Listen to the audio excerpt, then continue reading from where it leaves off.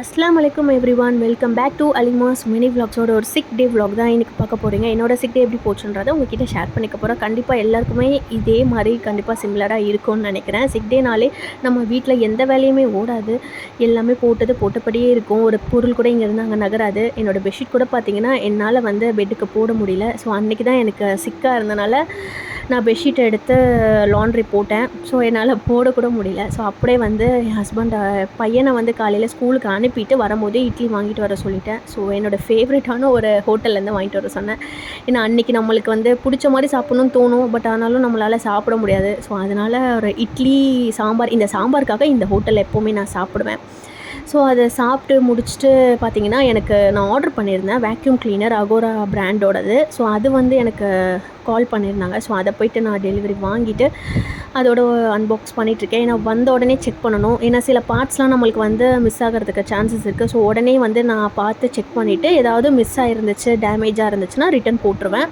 அதுக்கு தான் இப்போ எடுத்து உடனே சிக்காக இருந்தாலும் பரவாயில்ல, சரி இதை எடுத்து செக் பண்ணிடலான்னு சொல்லிவிட்டு எடுத்து ஓப்பன் பண்ணி செக் பண்ணிகிட்ருக்கேன். ஏன்னா எனக்கு இதான் ஃபர்ஸ்ட் டைம். ஏன் இதை நான் வாங்கியிருக்கேன் அப்படின்னா, எங்கள் வீட்டு ஃபுல்லாகவே டஸ்ட்டு, சுற்றி இருக்க எல்லாமே ஒரு கன்னி ஷாப்ஸ், அது இல்லைனால குடோன்ஸ்லாம் இருக்கிறதுனால வீடு ஃபுல்லாகவே டஸ்ட்டாக இருக்குது. பாப்பா வேறு இருக்கிறனால அவனுக்குமே அப்பப்போ கோல்ட் ஆகுது, அலர்ஜி மாதிரி ஆகிட்டே இருக்குது. அதனால நானும் மெடிசன்ஸ் கொடுக்குறேன்.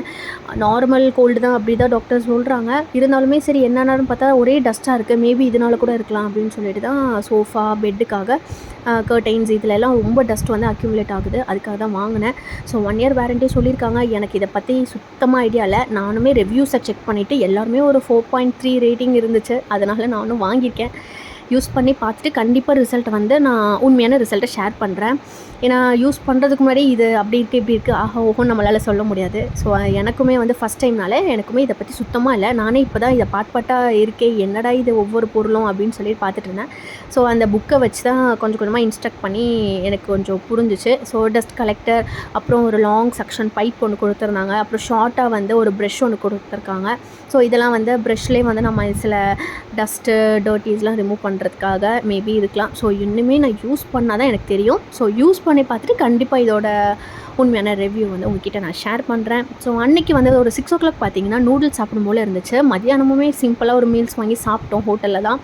அதுவுமே ரொம்ப டிஸப்பாயிண்ட் ஆகிடுச்சு லைட்டாக. அதனால் ஈவினிங் ஒரு நூடுல்ஸ் செஞ்சு, வீட் நூடுல்ஸ் தான், ஆர்கானிக் வீட் நூடுல்ஸ். ஸோ அதை செஞ்சுட்டு பன்னீர் போட்டு வெஜ் தான் செஞ்சு சாப்பிட்டு முடிச்சுட்டு அன்றைக்கி ஒரு 10 o'clock வெளியே கிளம்பிட்டேன்.